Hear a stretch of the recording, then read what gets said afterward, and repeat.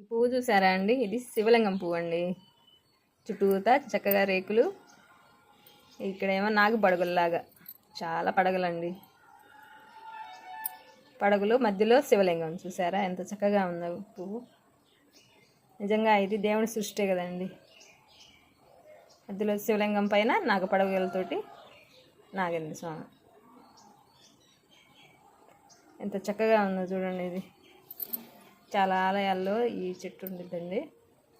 చాలా పెద్ద చెట్టు అయ్యాక మానుకే ఈ పూలు వస్తాయండి.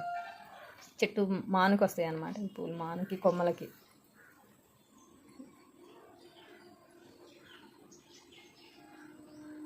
నిజంగా దేవుని సృష్టి అద్భుతం అండి.